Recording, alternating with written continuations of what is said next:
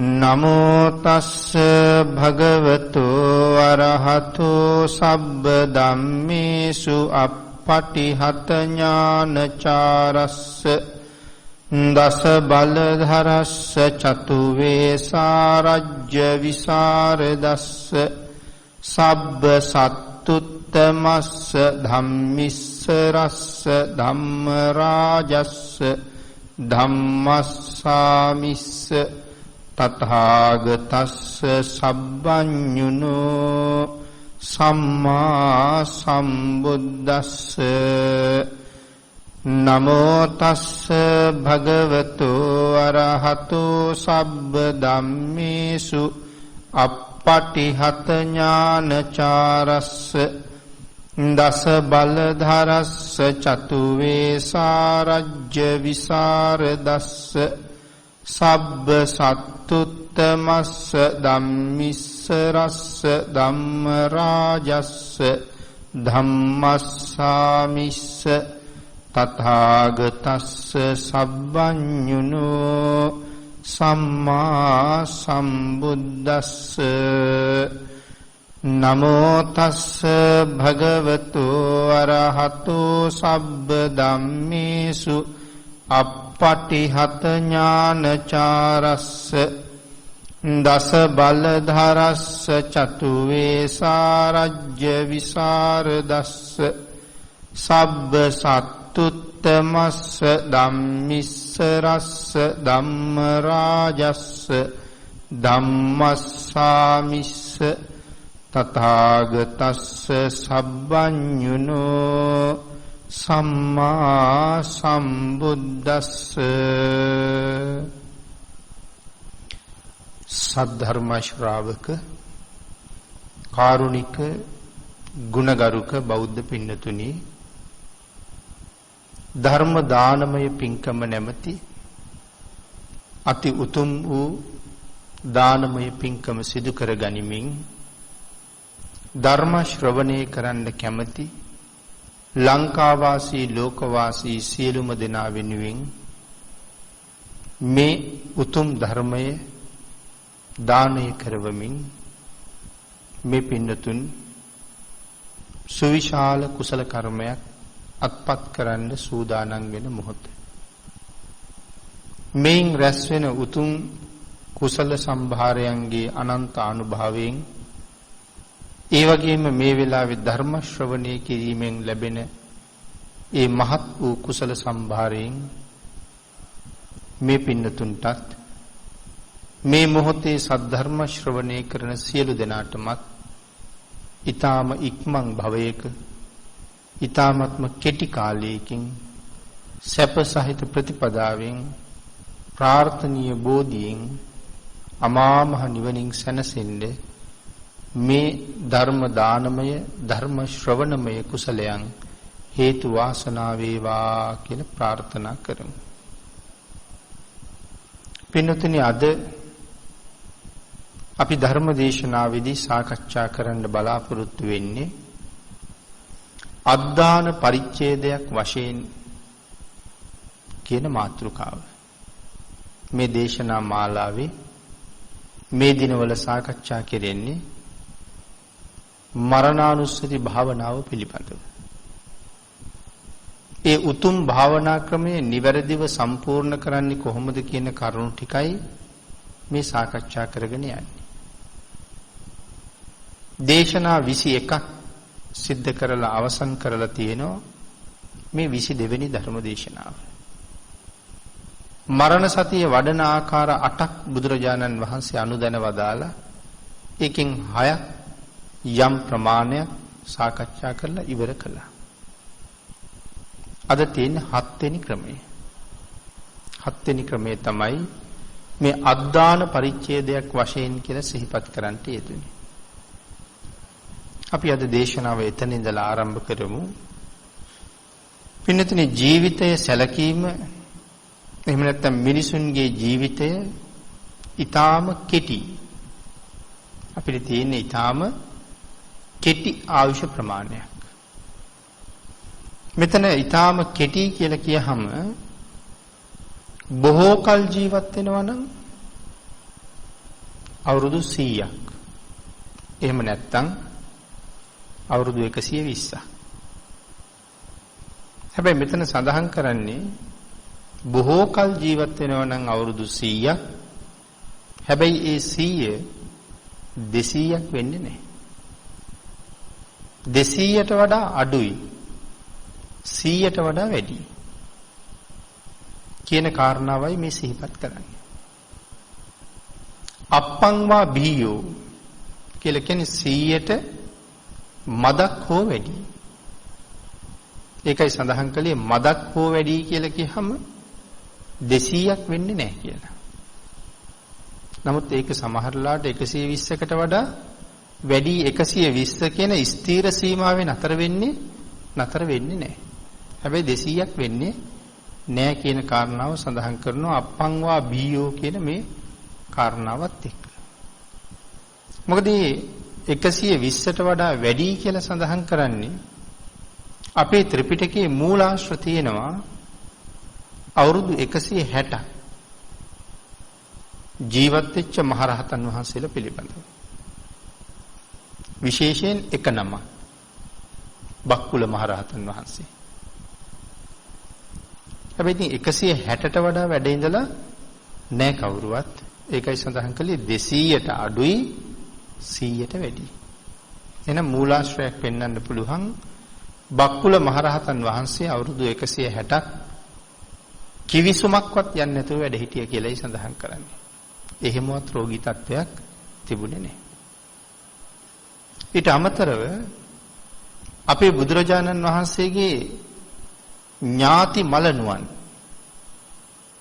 අනුරුද්ධ මහරහතන් වහන්සේ අවුරුදු 150ක් වැඩ ඉඳලා තියෙනවා. අවුරුදු 160ක අවුරුදු 150ක මූලාශ්‍රයක් මේ විදිහට තියෙනකොට අපිට කවදාවත් අවුරුදු 120ට වඩා වැඩි නෑ කියන කාරණාව කියන්න පුළුවන් කමක් නෑ. 100ට වැඩි 200ට අඩුයි කියන සීමාවෙ ඉන්න වෙන්නේ. නමුත් වර්තමානයේ හුඟක් අය කතා කරනවා මේ 120 කියන සීමාවෙ ඉඳලා. අතීත මහා පුණ්‍යවන්තයෝ සංසාරේ පින් කරලා ලබාගත්ත කුසල ශක්තියෙන් ඒ ඇයිලට ලැබිච්ච ආයුෂයක් මේ තියෙන්නේ. ඒ ආයුෂය අපට හැල්ලු කරන්න පුළුවන් කමක් කොහොමවත් නැහැ. ඒ හින්දා අවුරුදු 160ක් වැඩ හිටපු කාරණාවක් සඳහන් වෙලා තියෙනකොට අපි 120 සීමාවක වාගේ නතර කරන්න හදනකොට අපෙන් කවුරු හරි ඇහුවොත් එතකොට මේ මූලාශ්‍ර දෙක ගැන මොකද කියන්නේ කියලා අපිට ඒකට උත්තරයක් නැතුව යනවා. ඒකයි මේ කාරණාව මෙහෙම නිවැරදිව පෙන්නලා තියෙන්නේ. මොකද අපි දේශනාවක් කරනකොට ශක්ති ප්‍රමාණය ඕනම කෙනෙකුට වරදින්න පුළුවන්.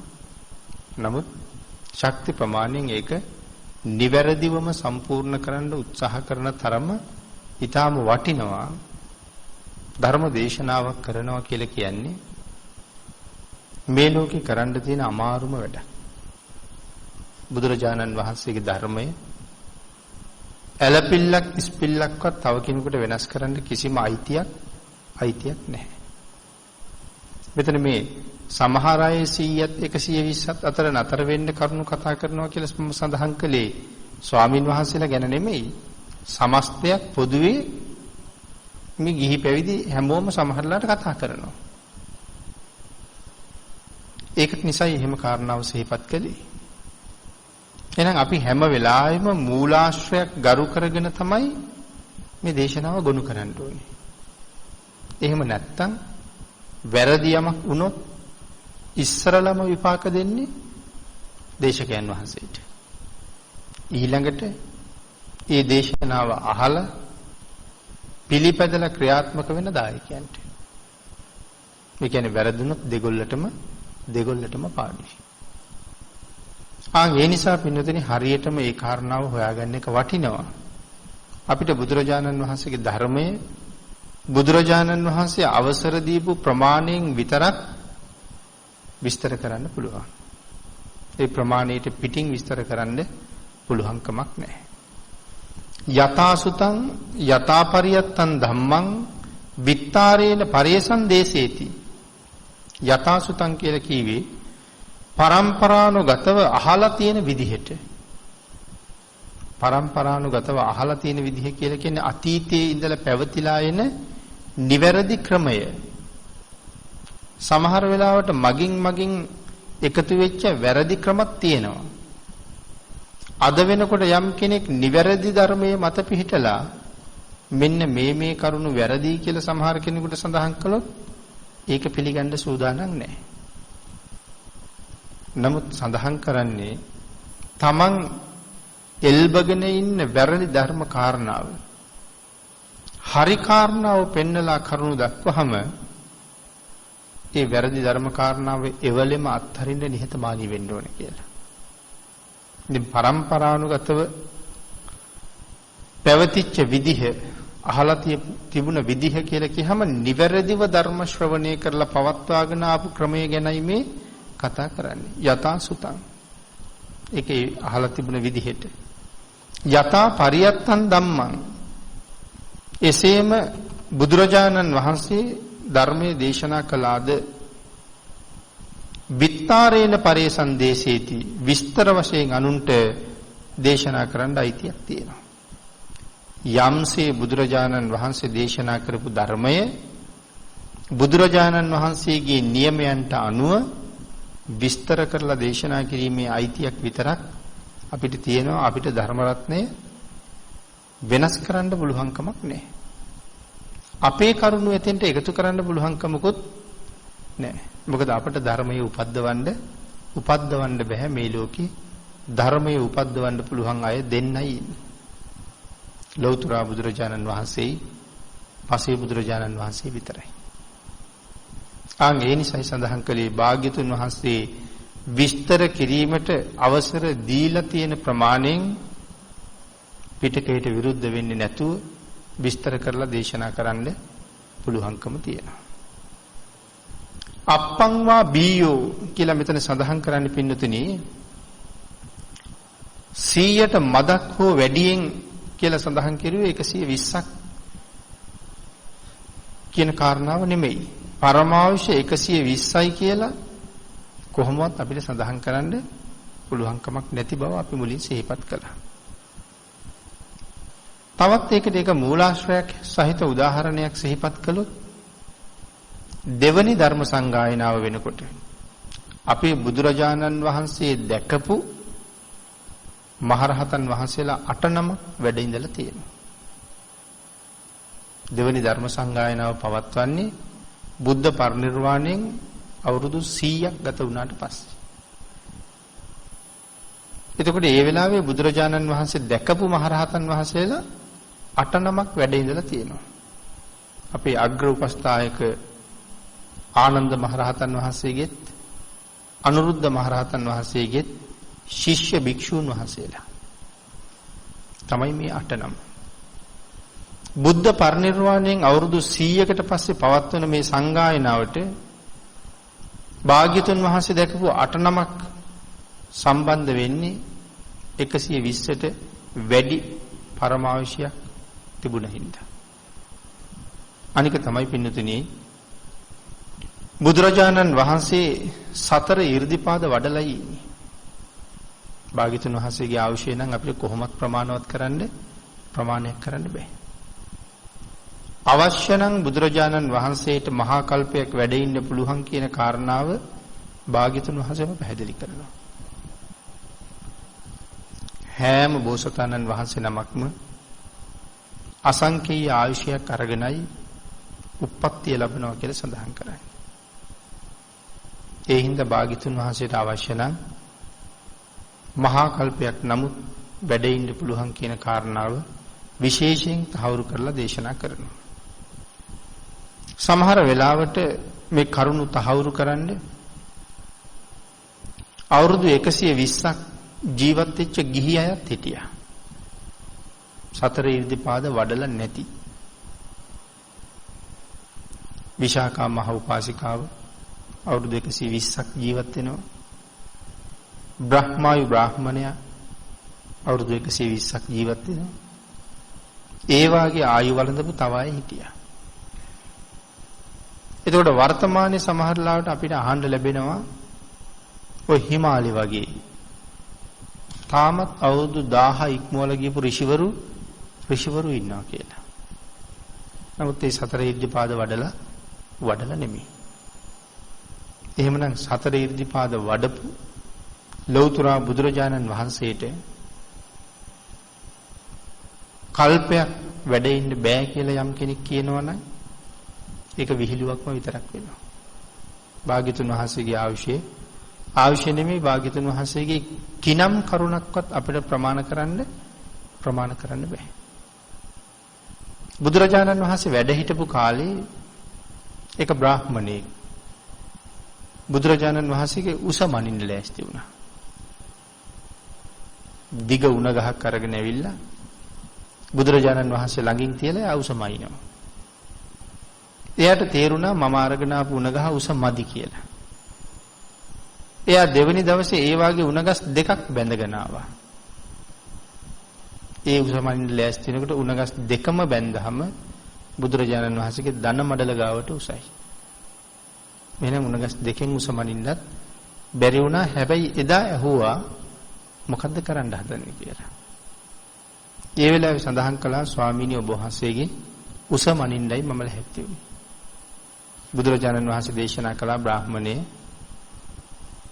මහා කල්ප අසංඛ්‍ය 4,00,000 මම පාරමිතා පිරුවේ කාටවත් මගේ උස මනින්න දෙන්න නෙමෙයි කියලා. එහෙනම් කිසිම කරුණක් කිසිම තැනක බුදුරජාණන් වහන්සේගේ සම්බන්ධයෙන් ප්‍රමාණයක් දක්වන්න පුළුවන්කමක් නැහැ. එහෙනම් ආවිෂයත් එහෙම්මමයි ඒක කාටවත් ප්‍රමාණ කරන්න බෑ. බ්‍රහ්ම භූතං අතිතුලං මාරසේන පමද්දන. තුලණය කරන්න පුළුවන්කමක් ඇත්තේම නැහැ කියන කාරණාවයි සඳහන් කළේ. ඊළඟට පින්නතුනි අංගුත්තර සත්තක නිපාතේ එක සූත්‍රයක සඳහන් කරලා තියෙනවා අප්පමිදම් භික්කවේ මනුස්සානං ආයු. මේ සත්තක නිපාති සූත්‍රයේ හඳුන්වලා තියෙන්නේ අරක සූත්‍රය කියලා. සූත්‍රේ නම තමයි අරක. අරක කියන සූත්‍රය තමයි සඳහන් කළේ අප්පමිදම් භික්කවේ මනුස්සානං ආයු. මහණෙනි මිනිසුන්ගේ ආයුෂය අල්පයයි. මේ කාලේ මිනිසුන්ගේ ආයුෂය අල්පයයි, ඊටාම කෙටි. ගමනීයෝ සම්පරායෝ පරලොව යා යුතුයි. කත්තබ්බං කුසලං චරිතබ්බං බ්‍රහ්මචරියං කුසල් කළ යුතුයි. බ්‍රහ්මචර්යාවේ හැසිරිය යුතුයි. නත්ති ජාතස්ස අමරණං ඉපදෙන කෙනෙකුට නොමැරීම කියලා දෙයක් නම් නැහැ. ඉපදුනොත් මැරෙන්නම වෙනවා. යෝ භික්ඛවේ චිරං ජීවති සෝ වස්ස සතං අප්පං වා භීයෝ. යමෙක් බොහෝ කල ජීවත් වෙනවා නම් වර්ෂ 100ක් හෝ ඊට මදක් වැඩියෙන් කියලා තමයි සඳහන් කරලා තියෙන්නේ. වර්ෂ 100ක් හෝ 120ක් කියලා කොතනවත් සඳහන් කරන්නේ නැහැ. වර්ෂ 100ක් හෝ ඊට මදක් වැඩියෙන් කියන කාරණාවයි සඳහන් කරන්නේ. එතකොට මිනිසුන්ගේ ආයුෂය අල්පයයි. නමුත් ප්‍රඥාව ඇතුන් ඒ ආයුෂයට නිඳා කරනවා කියලා සඳහන් කරනවා. ප්‍රඥාව ඇතුන් ඒ ආයුෂයට නිඳා කරනවා කියලා සඳහන් කරන්නේ මේ 100ක් කියන්නේ මොන ප්‍රමාණයක්ද කියලා. කියන අවුරුදු 100ක් කියලා කියන්නේ මොන ප්‍රමාණයක්ද? ඒ 100 මදි. 100ක් කියලා කියන්නේ ඊටාම ස්වල්ප ප්‍රමාණයයි කියලා සඳහන් කරනවා. ගිනිගත් හිස ඇත්තෙකුමෙන් කටයුතු කළ යුතුයි. මරණයගේ නොපැමිණීමක් නම් නැත. එතකොට ඇයි මේ 100ක් කියලා නිඳා කරන්නේ? අවුරුදු 100ක් වාගේ ඊටාම ස්වල්ප ආයුෂයක් අරගෙන මරණය ඒකාන්තයෙන්ම තමන් හොයාගෙන එන බව දැන වහවහ මරණයට සූදානම් නොවි මිනිස්සු මොනවද මේ කර කර ඉන්නේ කියන කාරණාවටයි නිඳා කරන්නේ. ඒකයි සඳහන් කළේ ගිනිගත් හිස ඇත්තෙකුමි. තමන්ගේ කෙස් වැටියට ගිනි අරගෙන ඔළුව ඇවිලෙනවා. මෙතන සඳහන් කරන්නේ ඒක නිවන්න කාලයක් නැහැ කියලා. ඒ කියන්නේ ගින්න ඉක්මනට ඔළුවේ පැතිරෙනවා කියන කතාව නෙමෙයි. ඒ ගින්න නිම ඉන්න එපා.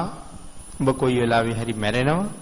මේ වෙනකන් කරගන්න බැරි වෙච්ච පින්කමක් තියෙනවා නම් ඒක කරගන්න කියලා මේ කියන්නේ.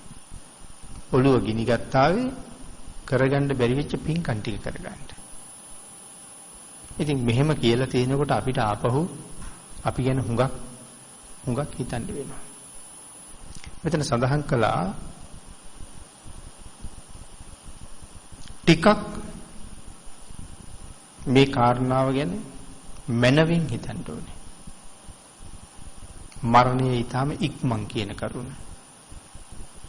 සාමාන්‍යයෙන් පින්නතුනි කල්පනා කරලා බැලුවොත් මේ මරණ සතිය අපිට භාග්‍යතුන් වහන්සේ දේශනා කළේ අපි ශක්තිමත් පුද්ගලයෝ බවට පත් කරන්නනේ. අපි මේක පහුගිය දේශනාවෙත් කතා කළා. සමහර අය බුදුදහම විවේචනය කරන්නේ අනිත්‍යයි, දුක්ඛයි, අනාත්මයි. මේක ගැන තමයි කතා කරන්න කියලා. සැපක් ගැන, සතුටක් ගැන කතා කරන්නෙම නෑ. අනිත්‍ය, දුක්ඛ, අනාත්ම. ජීවිතේ අස්තීර බවයි, දුක් සහිත බවයි කතා කරනවා කියලා බුදුදහමට බයයි සමහර අය. සමහර අය විචනය කරනවා. සමහර අය බනිනවා. සමහර අය ඒ නිසා අත්හරිනවා. ඒ හැම වෙලාවෙම කතා කරලා තියෙන්නේ අනිත්‍ය බව කියලා. සුබදායක ආකල්පයක් ඇත්තෙම නැහැ කියලා. නමුත් බුදුරජාණන් වහන්සේ අනිත්‍ය, දුක්ඛ, අනාත්ම කියන ත්‍රිලක්ෂණය පෙන්වුවේ අපේ සතුට නැති කරන්නද? මේක ප්‍රඥාව නැති අයට තේරෙන්නේ. ඒකයි එහෙම කියන්නේ. අනිත්‍ය, දුක්ඛ, අනාත්ම කියන ත්‍රිලක්ෂණයේ භාග්‍යතුන් වහන්සේ නිතර ඉස්මතු කළේ අපි වැඩි වැඩියෙන් සතුටින් තියන්න. අපි මරණයට බය නැති අය බවට පත් කරන්න. හරි ශක්තිමත් පුද්ගලයෝ බවට පත් කරන්න. ඒ යම් කෙනෙක් කුසල කර්ම රැස් කරන්නේ නැතුව ජීවිතයේ අනිත්‍ය බව දකින්න නැතුව ඔහේ ජීවත් වෙන අකුසල් කර කර ඒ පුද්ගලයා මරණ මංචකයේදී විඳින වේදනාව පසුතැවිල්ල ඒ පුද්ගලයා විසින් අපිට කියන්නෙත් නැහැ, අපිට එයාගෙන් අහන්නත් බෑ. වයස්ගත වෙන්න දැනෙන දුක සමහර අය කියාගන්න බැරුව හිර කරගෙන ඉන්නවා බය හින්දා. ලැජ්ජාව නිසා. ඒ තමන් කරපු පව් මතක් වෙන්න පටන් ගන්නවා. තමන් කරපු වැරදි තමන්ගේ හිතේ මනාව නැගෙන්න පටන් ගන්නවා. ඇඳෙන් බැහැ ගන්න බැරුව, අතපය වාරු නැතුව අර ඇඳක් උඩ දිගෑරලා දාලා ඉන්න වෙලාවට හැමෝටම ළඟට වෙලා ඉඳගෙන යත් එක කතා කරන්න පුළුවන් කමක් කොහොමත් නැහැ. මල පහ වුණත් කවුරු හරි ඇවිල්ලා හොදනකන් ඒ මත තැවරි ඔහේ කල්පනා කරන්න වෙනවා. එතකොට තමයි තේරෙන්නේ මේ වාගේ ජීවිතයක් අරගෙන මම මගේ තරුණ කාලේ මොනවද කළේ? මම මගේ මැදිවියේ මොනවද කළේ? මම මගේ ළමා කාලේ මොනවද කළේ? නිකන් දුක් වෙනව නෙමෙයි, ඒ වෙලාවට පිච්චෙනවා අය. සමහර වෙලාවට බණක් දහමක් අහනකොට ඒ වාගේ වෙලාවක අපි කරපු පව් ගැන මතක් කරනවා. ධර්ම දේශනාවෙන් මේ ගැන කරුණු කියනකොට ඒ පුජ්‍යලයා ඊට වඩා දැවෙනවා. නමුත් කාටවත් කියන්න පුළුවන්ද? මේ වාගේ පව් මං කළා කියලා. කීවා කියලා කාටවත් ඔහු බේරන්න පුළුවන් කමක් තියෙනවද? ආන් ඒකයි භාග්‍යතුන් වහන්සේ දේශනා කළේ මේ ජීවිතයේ ඕනෑම තැනක නැති වෙන්න පුළුවන්. එහෙම නැති වෙන ජීවිතයක් ඒක ඊටාම දුක්ඛදායකයි.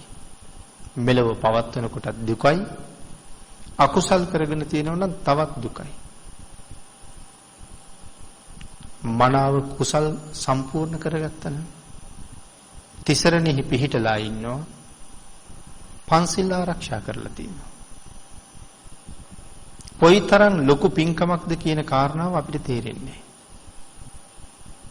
දක්ඛින විභංගයේ පැහැදිලි කරනකොට අපේ වාග්යතුන් වහන්සේ දේශනා කළේ බුද්ධ ප්‍රමුඛ මහා සංඝයාට දානයක් දෙනවට වඩා සිවුදිකින් වඩින මහා සංඝයාට කුටියක් හදලා පූජා කරන එක ආනිසංස වැඩි කියලා. ඒ කාරණාව දක්වලා ඊළඟට දේශනා කළේ යමෙක් තිසරණ සහිතව පන්සිල් ආරක්ෂා කරනවා නම් ඊටත් වඩා ආනිසංස වැඩි කියලා.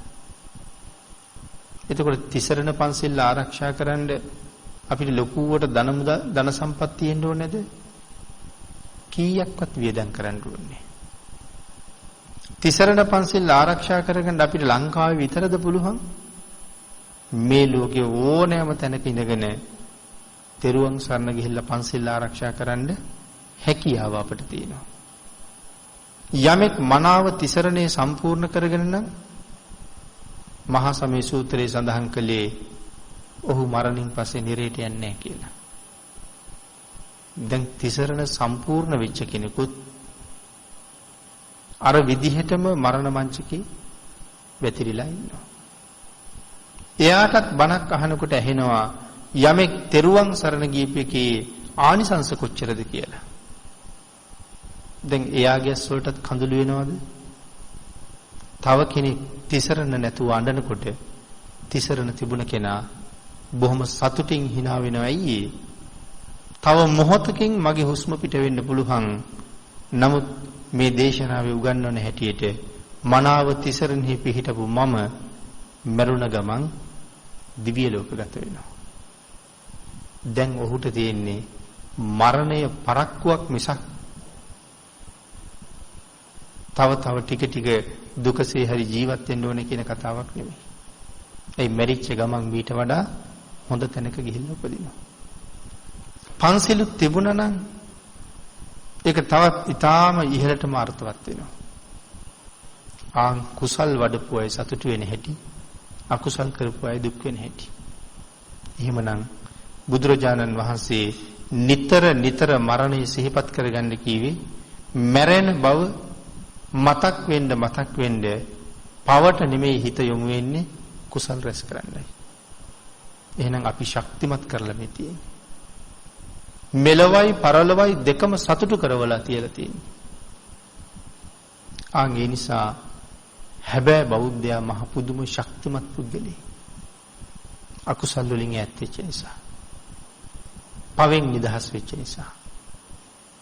ඒක නිසා බුදුරජාණන් වහන්සේ මේ කාරණාව මහා ආනිසංස සහිත කරුණක් හැටියට පෙන්වුවා මරණ සතිය.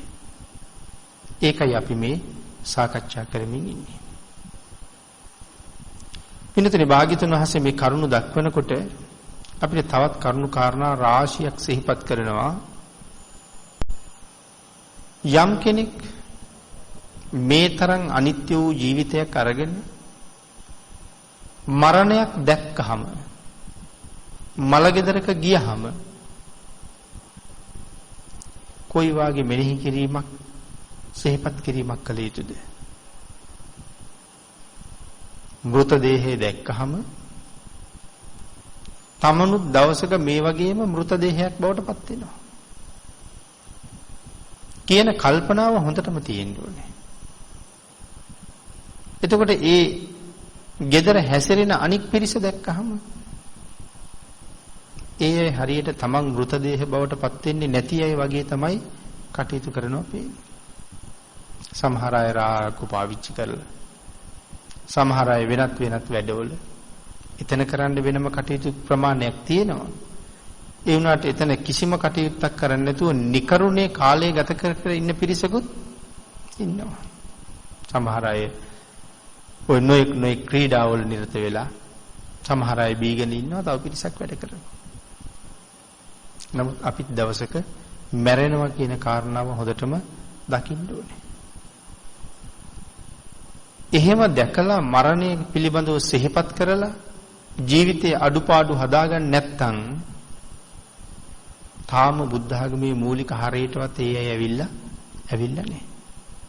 අනිත් එක මරුණ වෙලාවට හඬන වැළපෙන එකේ ඇති තේරුමකුත් නැහැ. අපි කොච්චර ඇඬුවත් අපි මොනතරම් වැළපුණත් මැරිච්ච කෙනා ආයේ එන්නෙම නැහැ. මැරිච්ච කෙනාට ඒකෙන් වෙන යහපතකුත් නැහැ. ඇඬුවා කියලා අපිට වෙන යහපතකුත් නැහැ. අපිටත් අයහපතක්ම තමයි වෙන්නේ. මොකද කඳුල යට තියෙන ද්වේෂයක්. ඒ ද්වේෂය අපිට අකුසලයක් ගේනවා මිසක් කුසලයක් රැස් කරනවා නෙමෙයි. මේ කරුණු කල්පනා නොකර සමහර ලාවට සිහි මූර්ජා වෙලා වැටෙන තුරු කෑ ගහ අඬනවා. ඒත් කියන්න තියෙන බුද්ධ ආගමේ හරය තාම දැක්කේ නැහැ කියන එක. ඉපදුනොත් ඒකාන්තයෙන්ම මැරෙන එක උපන්න හැම දිනාටම සාධාරණයි. ඒ කෙනා විතරක් නෙමෙයි දවසක මමත් මැරෙනවා නම් අඬන එකේ තේරුමක් නැහැ. මොකද අපි මුලින්ම දැනගෙන ඉන්නවා උපන්නොත් මැරෙනවමයි කියලා. ඊළඟට පින්නතුනි අපි එහෙම අඬනවා වැළපෙනවා පෙරලෙනවා දැක්කහම මෙතෙන්ට එකතු වෙන ධර්මයේ දකින්න ප්‍රඥාවන්තයෝ අපි ගැන වෙනම තීරණයක් ගන්නවා. මේ අය මේ වයස් සීමාවල් වල ජීවත් වුණා තවම බුද්ධ ආගම දැකලා නැහැ. තවම බුද්ධ ආගම දන්නේ නැහැ.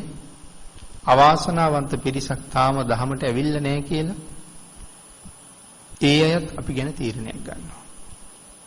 අපි තවම ධර්මය දන්නේ නැහැ කියන එක ප්‍රදර්ශනය කිරීමක් බවට පත් වෙනවා. සමහරලාට ඒ නොසලකලිමත් හැඬීම වැළපීම වාගේ කටයුතු. ඒකත් එහෙමයි. අර වාගේ මත්පැන් ආදී පාවිච්චි කර හැසිරීමත් එහෙමයි. වෙනම නොයෙක් ක්‍රීඩාවල් වල නිරත වෙලා ඒ භූමියේ කාලය ගත කරන එකත් එහෙමයි. ප්‍රඥාවන්තයෙක් දැක්කහම තීරණය කරන්නේ මොවුන් තාම දහම දැක්කේ නැති මේ සංසාරේ හැබෑම අසරණේ හැටියට තමයි අපි දිහා බලන්නේ. මොකද දැන් මරුණොත් තත්පරයක් ගත වෙන්න ඉස්සරලා මහ නිරේම උපදින අය හැටියටයි දකින්නේ. ඒකයි සසර අහිංසකයෝ කියලා හිතනවා කියලා මම සඳහන් කළේ. පින්නතේ සඳහන් කළා ඕනෑම වෙලාවක මරණය ගැන අවදියෙන් සිහියෙන් මෙනෙහි කරමින් සූදානමින්ම තමයි ඉන්න ඕනේ කියලා. අංගුත්තර නිකායේ සත්තක නිපාතේ අරක සූත්‍රයේදී දේශනා කරනවා භූත පිබ්බම් භික්ඛවේ අරකෝ නාම සත්තා හෝසි. පිළිතුරු මෙතන සඳහන් කරන්නේ අබුද්ධෝත්පාද කාලයක හිටපු අරක නම් ශාස්ත්‍රවරයෙක් ගැන. භාග්‍යතුන් වහන්සේ දේශනා කරන මේ ශාස්ත්‍රවරයා අන්‍ය පුද්ගලයන්ගේ අප්‍රමාදී බව වෙනුයි. අබුද්ධෝත්පාද කාලයක හිටපු. ඒ කියන්නේ ලෞතර බුදුරු පහළ වෙන කාලයක් නෙමෙයි. ඒ අබුද්ධෝත්පාද කාලයක තමයි මේ අරක කියන ශාස්ත්‍රවරයා ඉඳලා තියෙන්නේ. එතකොට මේ අරක කියන ශාස්ත්‍රවරයා මේ කරුණ දක්වන්නේ අන්‍ය පුද්ගලයන්ගේ අප්‍රමාදී බව දෙසා. වහ ජීවිතයගේ තියෙන ස්වල්ප බව දැකලා වැඩියෙන් පින්කම් කරන අය බවට පත් කරවන්න තමයි මේ දේශනාව කරන්නේ. අන්‍ය ජනතාව නිවනට යොමු කරන ධාන මට්ටම් 8ක් තියෙන මහරිෂිවරයෙක් මේ අරක කියලා කියන්නේ ධාන මට්ටම් 8ක් තියෙන මහරිෂිවරයෙක්. මේ ශාස්ත්‍රුන් වහන්සේට ශ්‍රාවකීන් නොඑක් සිය ගණන් හිටිය කියලා සඳහන් කරනවා. එම සඳහන් කරන්නේ අපේ බුදුරජාණන් වහන්සේ. මහණෙනි මේ අරක නම් ශාස්ත්‍රුන් වහන්සේට ශ්‍රාවකයෝ සිය ගණන් හිටිය කියලා. අරක නම් වූ ශාස්ත්‍රුන් වහන්සේ ශ්‍රාවකයන්ට මෙන්න මෙහෙම දේශනාවක් කරනවා. බ්‍රාහ්මණෙනි මිනිසුන්ගේ ජීවිතය අල්පයයි. ඊටාම කුඩයි. වහ දුවනවා බොහෝ දුකයි ජීවත් වෙන්න දැඩි ආයාසයක් ගන්න වෙනවා. කත්තබ්බං කුසලං චරිතබ්බං බ්‍රහ්මචරියං නත්ති ජාතස්ස අමරණං. මුලින් අපි සිහිපත් කළා කුසල් කළ යුතුයි බ්‍රහ්මචර්යාවේ හැසිරිය යුතුයි. ඉපදුණු කෙනාට නොමැරීමක් නම් නැහැ. මෙතන උදාහරණ කීපයක් පෙන්නනවා. තන අග ඇති පිනි බින්දුවක් වගේ ජීවිතය. තනකොළ ගස්වල අග්ගිස්සේ එල්ලිලා තියෙන පිනි බින්දු කොයි වෙලාවෙ වැටෙයිද කියලා දන්නේ නැහැ. ජීවිතෙත් ඒ වාගේ. බ්‍රාහ්මණවරුනි මේ තනපත්වල තියෙන පිනි බින්දු සූර්ය උදාවත් සමග වහ වහ වේලිලා යන සුළුයි. එනිතන හවසට හිතන්නකො. සාමාන්‍යයෙන් රාත්‍රී 10 විතර වෙනකොට හොඳටම පිනි වැටිලා තියෙන බව අපිට තේරෙනවා තනකොළ බිම කැවිදිනකොට. තනකොළ ඔක්කොම තෙත් වෙලා. එතකොට මේ තනකොළ තෙත් වෙලා තියෙන්නේ රාත්‍රියේ වැටුණ පින්න. හැබැයි තව එකක් අපි හොඳටම දන්නවා මේ පිනි වැටිලා තෙත් වෙලා තියෙන තනපත් හෙට උදේ ඉර පායහම ඔක්කොම වෙලෙනවා.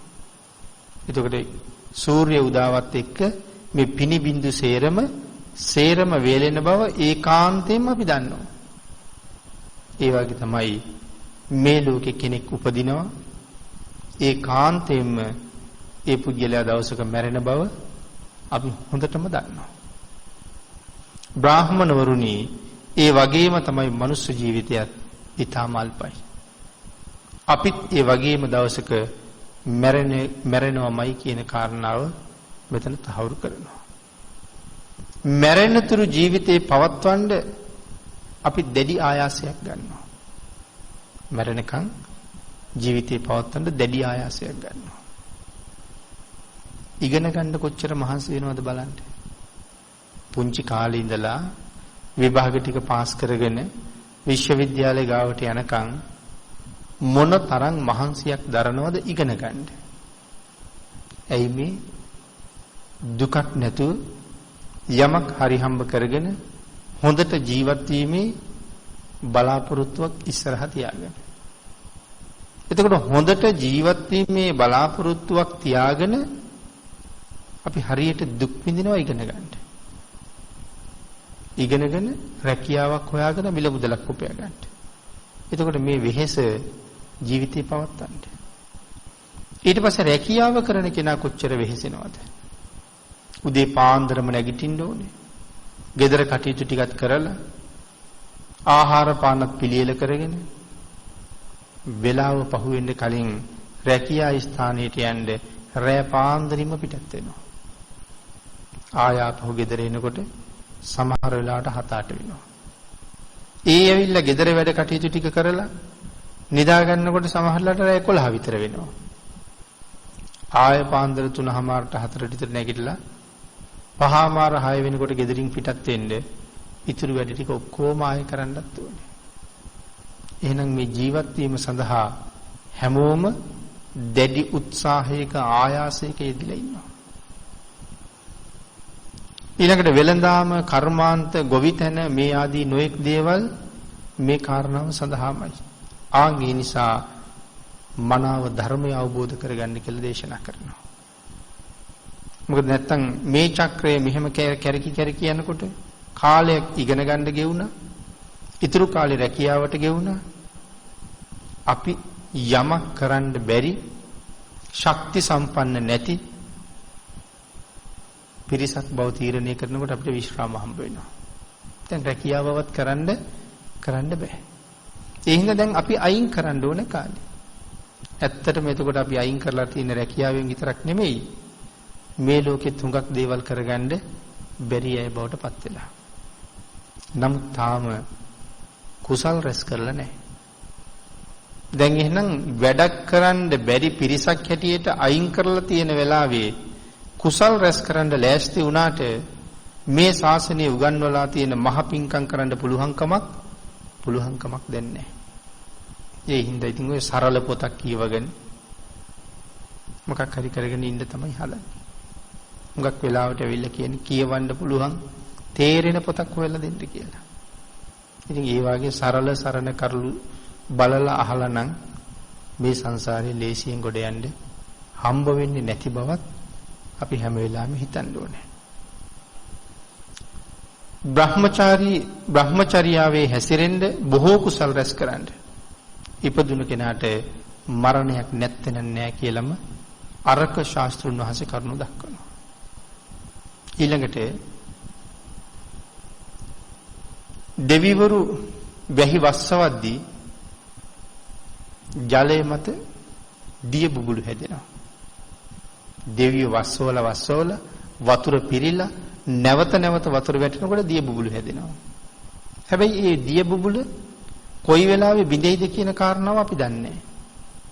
ආන්ගේ දිය බුබුල බිඳෙන වෙලාව දන්නේ නැහැ වගේම මේ ඉඳගෙන ඉන්න අය මැරෙන වෙලාව අපි කවුරුවත්ම දන්නේ නැහැ. ජලයේ මත ඇඳි ඉරක් වගේ ඉර ඇඳගෙන යනකොටම ඉර මැකීගෙන යනවා. විශාල පර්වතයක් මතින් පහළට ගලන ගංගා මොහොතක් නොනවති පහළටම ගලන්නාසේ ජීවිතයත් එක වේගයෙන් මරණය දෙසට ගලාගෙන යනවා. ගංගාවක් කන්දක් පල්හැට ගලනකොට ඒ ගඟ මග නතර වෙන්නේ නැහැ නේ කොහෙවත්. වේගෙන් බිමටම ගලනවා.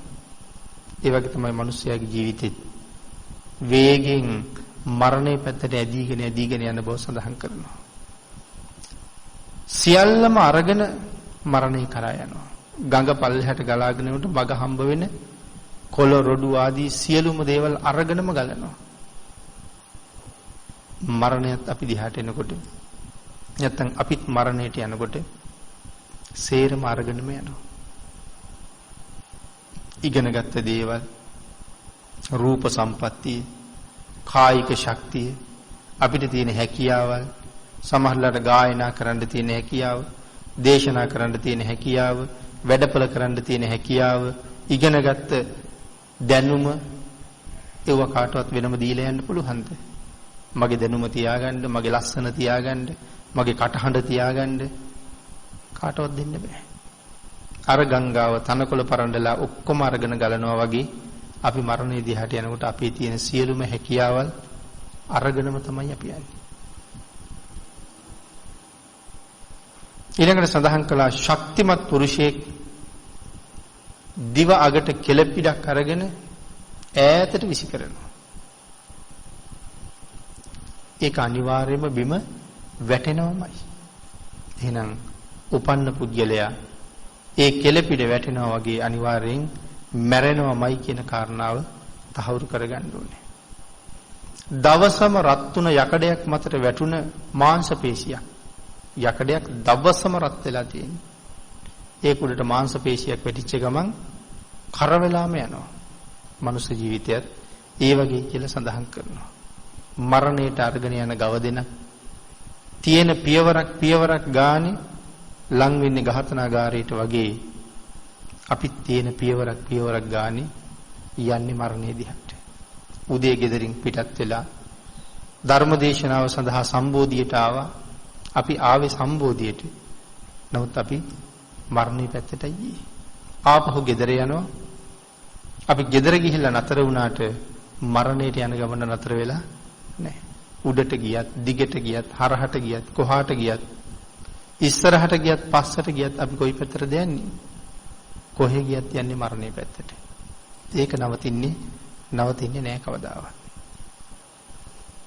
ඊළඟට පිළිතුරේ සඳහන් කළා අරකනම් ශාස්ත්‍රවරයා මේ ජීවිතයේ අල්ප බව කියා මේ දේශනාව කරපු කාලේ මොනතරම් ආයුෂයක් මිනිස්සුන්ට තියෙන්න ඇද්ද කියලා. මේ තරම් ජීවිතය ගැන යහුසුළු වෙන්න කියලා මේ ශාස්ත්‍රවරයා කියන කාලේ මිනිස්සුන්ගේ පරමායුෂය අවුරුදු 60000ක්. අවුරුදු 60000ක් කාලය කියන්නේ ඉක්මන් කරන්න කියලා. අද කාලේ කිව්වොත් කොහොම කියන්න වෙයිද?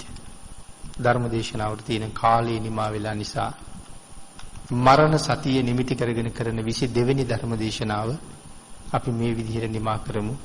අරක සූත්‍රයේ ඉතුරු කොටස ඉදිරි දේශනාවක සාකච්ඡා කරන්න ඉඩ තියාගෙන.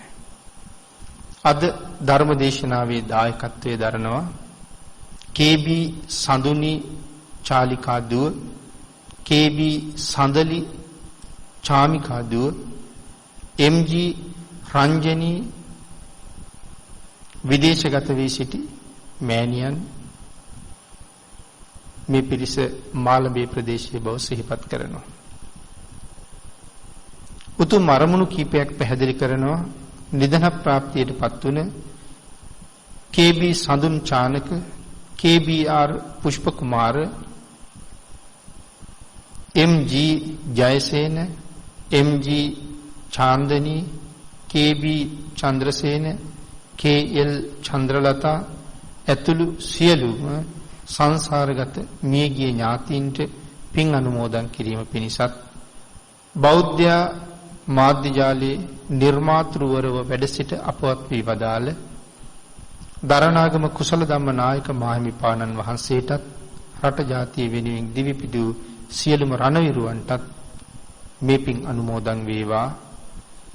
සෝමාවතී ආච්චි අම්මාට, MG රංජනී විදේශගත වී සිටින මෑණියන්ට, ලොකු තාත්තා ඇතුළු මවගේ පවුලේ සියලු දෙනාටමත්, බාප්පා ඇතුළු පියාගේ පවුලේ සියලු දෙනාටමත්, KB චාලිකා, KB චාමිකා දියණියන් දෙදෙනාටත්, දේශකයන්න් වහන්සේටත්